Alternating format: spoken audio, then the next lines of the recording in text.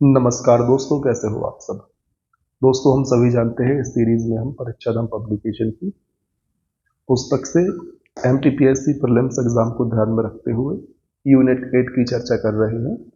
और इस वीडियो में हम अपनी चर्चा को आगे बढ़ाना है पर्यावरण संबंधी दिवस एवं उनकी थीम से। तो चलिए शुरुआत करते हैं। दोस्तों, राष्ट्रीय पर्यटन दिवस 25 जनवरी को मनाया जाता है। 2023 के लिए थीम थी ग्रामीण और सामुदायिक केंद्रीय पर्यटन। फिर विश्व आर्द्रभूमि दिवस 2 फरवरी 2023 की थीम यह आर्द्रभूमि पुनरुत्थान का समय है। फिर राष्ट्रीय विज्ञान दिवस 28 फरवरी 2023 की थीम है वैश्विक कल्याण के लिए वैश्विक विज्ञान। फिर विश्व वन्य जीव दिवस 3 मार्च 2023 की थीम है वन्य जीव संरक्षण के लिए साझेदारी।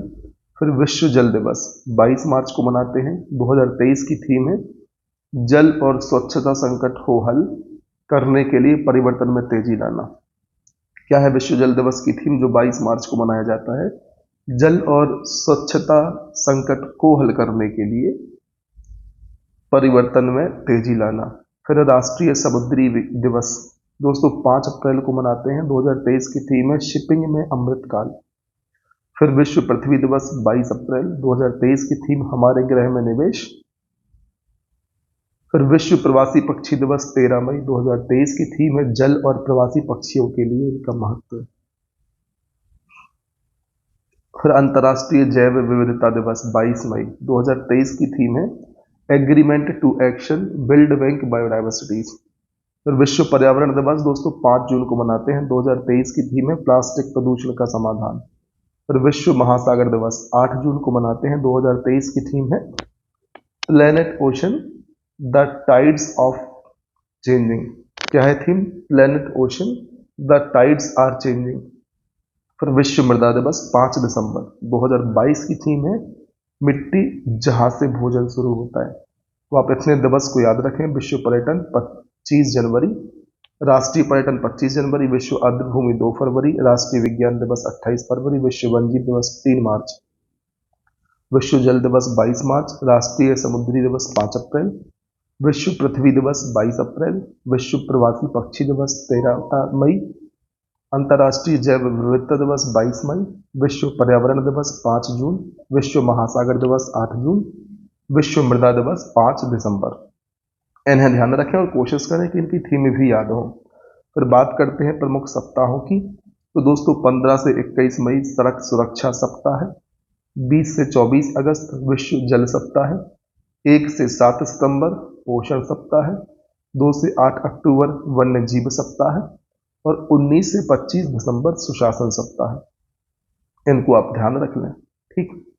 फिर संयुक्त राष्ट्र अंतर्राष्ट्रीय वर्ष दोस्तों 2019 को देशी भाषाओं का अंतर्राष्ट्रीय वर्ष कहा। 22 को कुटीर मत्स्यिकी एवं पशुपालन हेतु अंतर्राष्ट्रीय वर्ष कहा। 23 को दोस्तों अंतर्राष्ट्रीय बाजरा वर्ष की संज्ञा और 24 को उष्णगणों का अंतर्राष्ट्रीय दिवस, ठीक। अब बात करते हैं संयुक्त राष्ट्र अंतर्राष्ट्रीय दशक की। तो दोस्तों 2011 से 20 के दशक को जैव विविधता पर संयुक्त राष्ट्र दशक, 2018 से 27 को गरीबी उन्मूलन हेतु अंतर्राष्ट्रीय दशक, 2019 से 28 हेतु पारिवारिक खेती नेल्सन मंडेला का दशक, 2021 से 30 पारिस्थितिकी तंत्र बहाली पर संयुक्त राष्ट्र का दशक, 2022 से 32 स्वदेशी भाषाओं का अंतर्राष्ट्रीय दशक और दोस्तों 2024 से 2033 तक सतत विकास के लिए अंतर्राष्ट्रीय विज्ञान दशक। ध्यान रखें 2024 से 2033 सतत विकास के लिए अंतर्राष्ट्रीय दशक की संज्ञा दी गई है।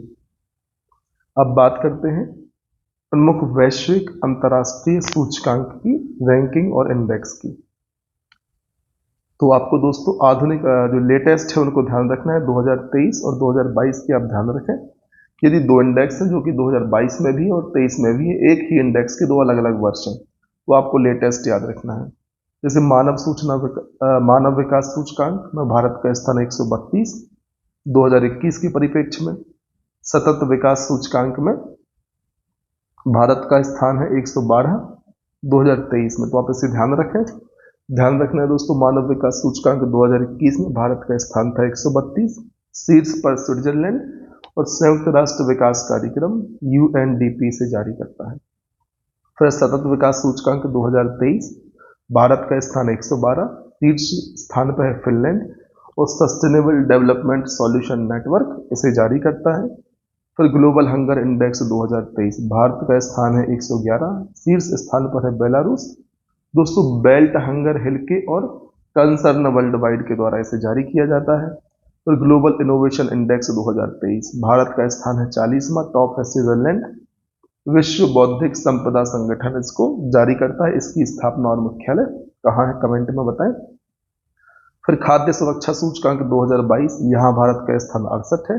ध्यान रखें ग्लोबल हंगर इंडेक्स में 111 है, खाद्य सुरक्षा सूचकांक 2022 में 68वां है।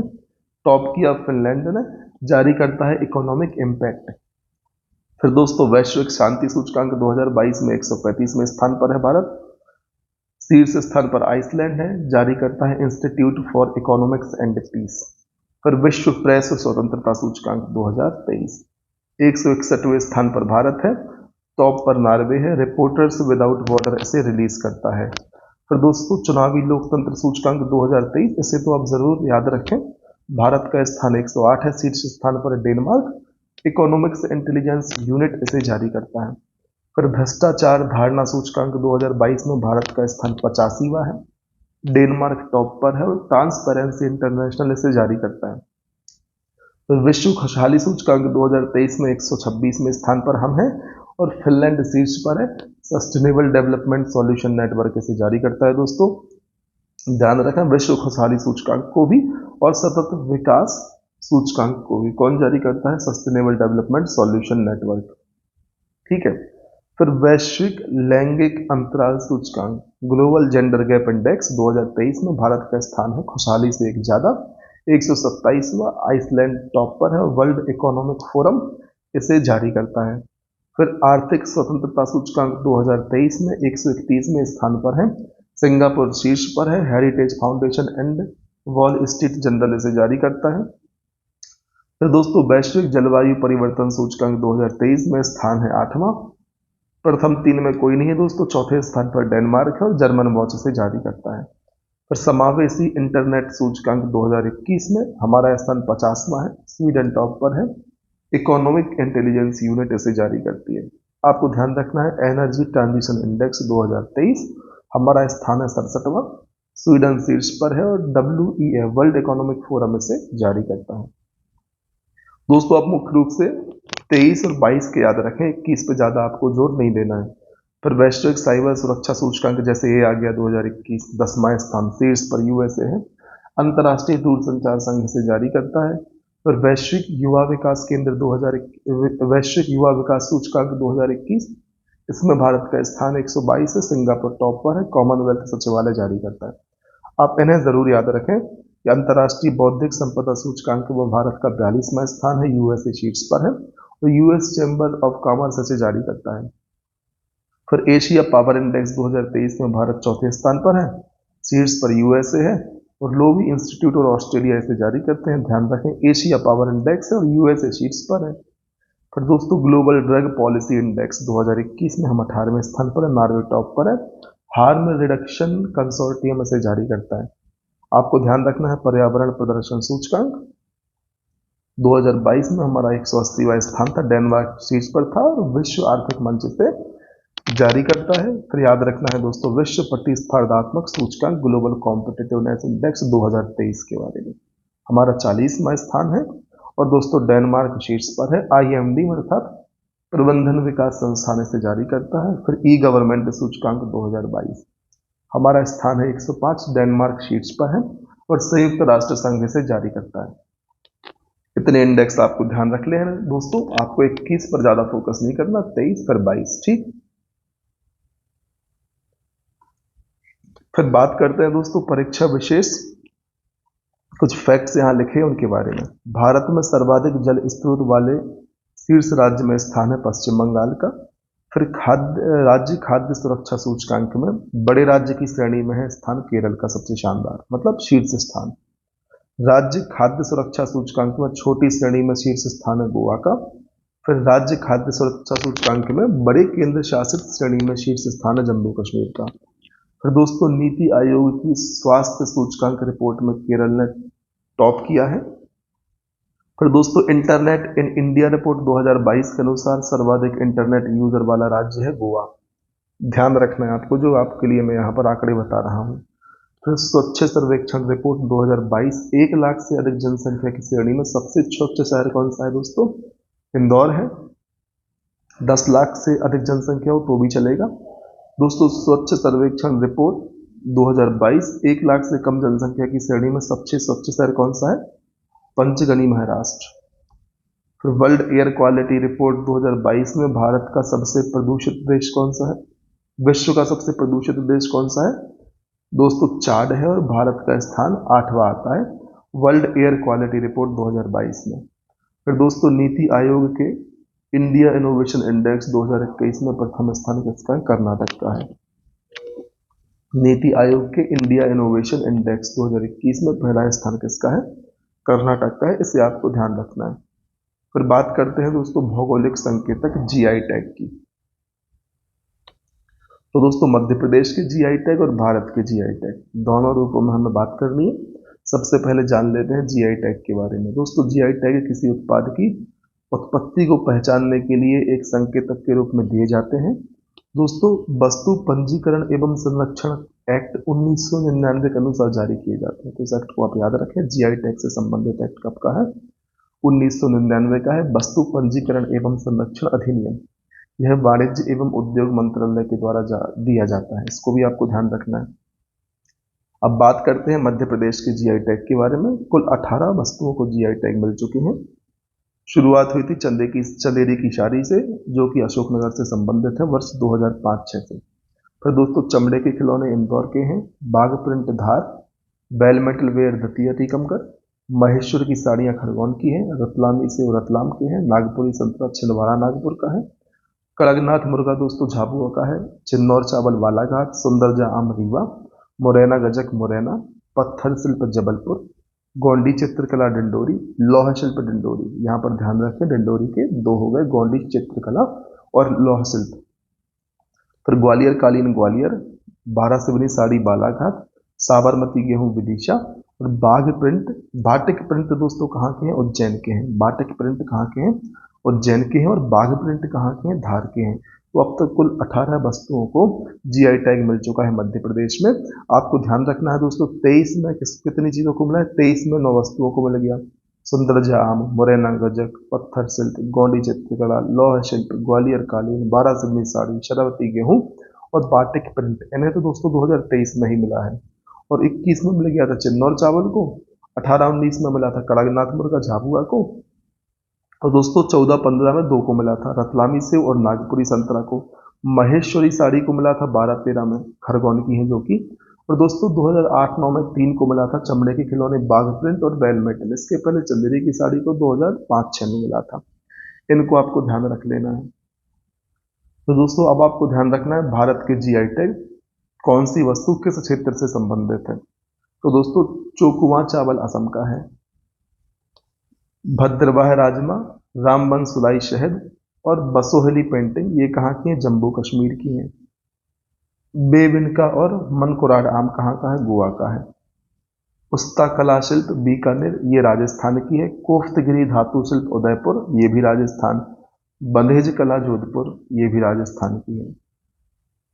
तो दोस्तों अब बात करते हैं तमिलनाडु में। तो मैटी कला, सलेम सागु साबुदाना, जदेरी नामकट्टी, चेदी बूटा साड़ी, अमरोहा ढोलक, आथूर पान का पत्ता, मनाम दुरई मृदभांड और कम्बम अंगूर ये सब कहाँ के हैं? तमिलनाडु के हैं। फिर बात करते हैं दोस्तों उत्तर प्रदेश की। तो बागपत होम फर्निशिंग, जलेसर धातु शिल्प, बाराबंकी हथकरघा उत्पाद, कालपी हस्त निर्मित कागज, महुआ गौरी पत्थर हस्तशिल्प, मैनपुरी तरकशी, कारी इशाद आम, बनारसी पान, लंगड़ा आम, हाथरस ईंग, नगीना लकड़ी शिल्प, रामनगर भंटा, सफेद गोल बैगन, आदम चीनी चावल, बखीरा ब्रासवेयर, ये सब कहाँ के हैं? उत्तर प्रदेश के हैं। फिर दोस्तों अराकू वैली कॉफी और काली मिर्च है आंध्र प्रदेश की। लकड़ी की नक्काशी कला है लद्दाख की। इनको आप जरूर याद रखें जो अलग से लिखे हुए हैं। तो नागरी दोराज चावल है छत्तीसगढ़ का। मरचा चावल पश्चिम चंपारण बिहार का है। कांगड़ा चाय यूरोपीय यूनियन द्वारा, ये हिमाचल प्रदेश का है। मिथिला मखाना बिहार का है। गमूचा गमछा असम का है। तंदूर लाल चने तेलंगाना के हैं। इनको आपको ध्यान रख लेना है। फिर बात करते हैं एक जिला एक उत्पाद की।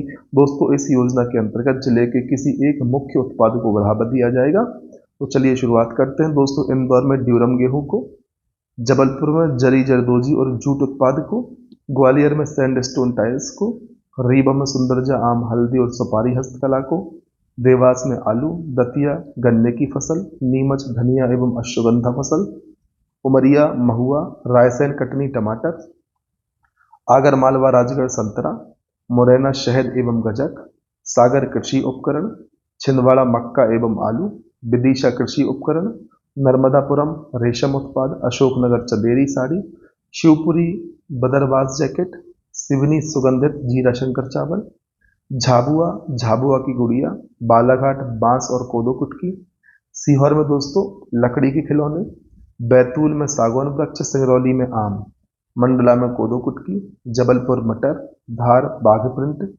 बुरहानपुर केले, छतरपुर वुडन फर्नीचर, नरसिंहपुर तुअर दाल और गुड़, पन्ना आंवला, बड़वानी अदरक, अनूपपुर कोदो कुटकी, सीधी दरी कालीन गलीचा, मंदसौर में लहसुन, उज्जैन में पोहा, दमोह में चना दाल, भिंड में बाजरा, सतना में फूल कांसा, गुना में धनिया, खरगोन में मिर्च उत्पाद, शाजापुर में प्याज।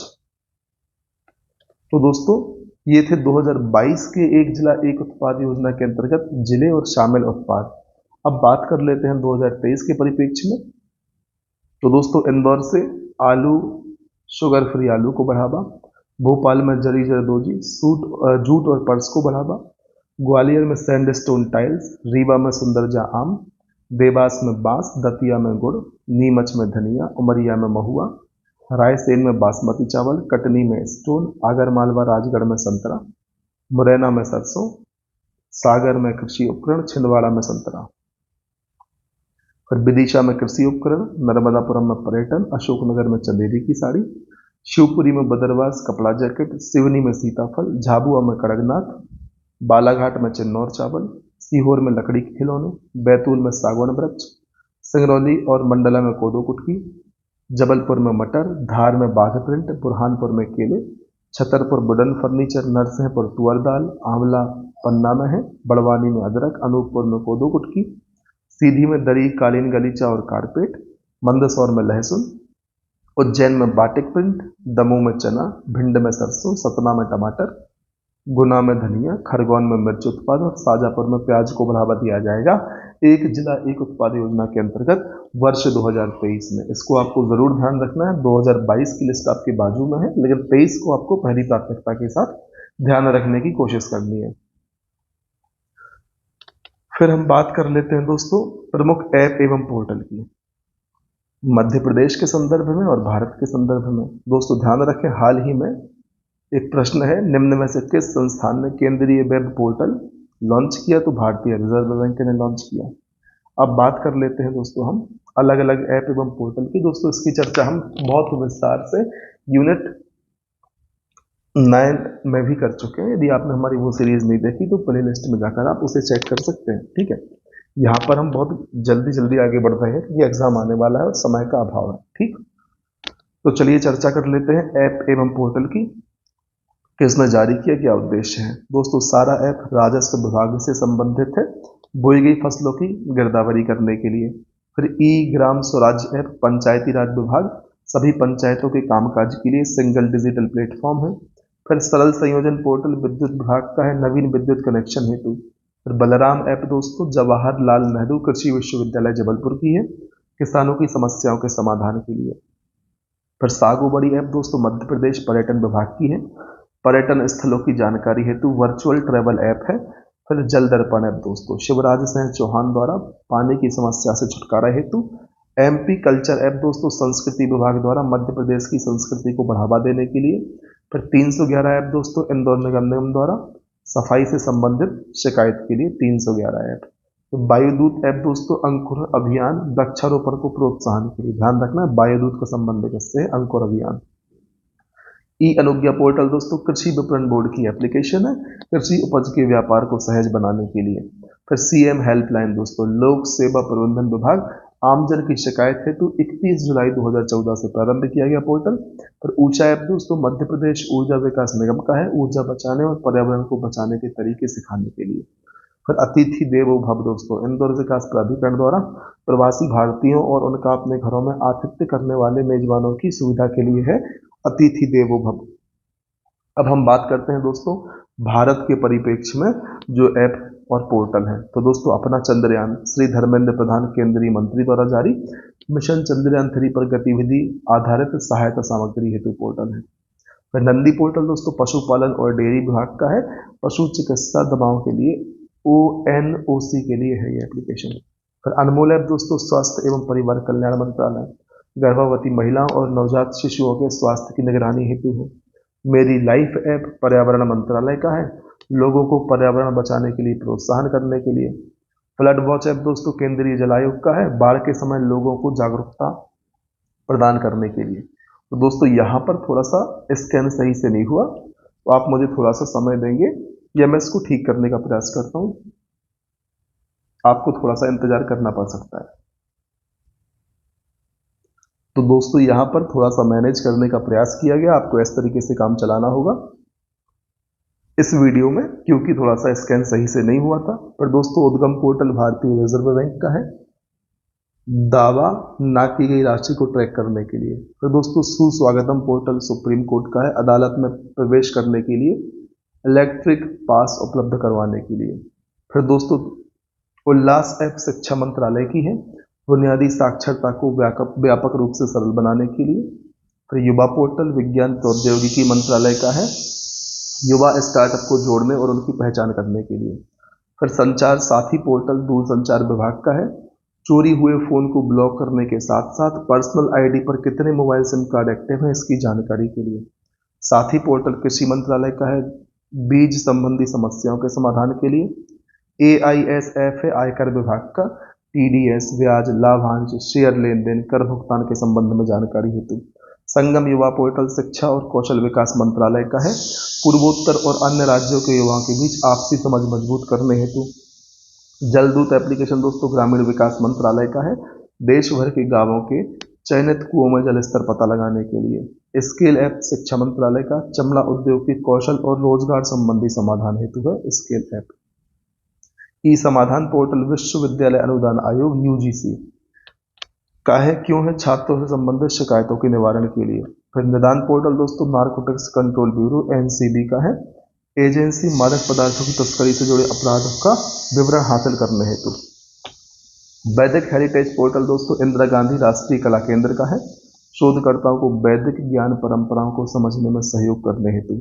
और राइट टू रिपेयर पोर्टल उपभोक्ता मंत्रालय का है दोस्तों, इस पोर्टल पर product manufacturer product details manual को ग्राहकों के साथ साझा करने के लिए राइट टू रिपेयर उपभोक्ता मंत्रालय का।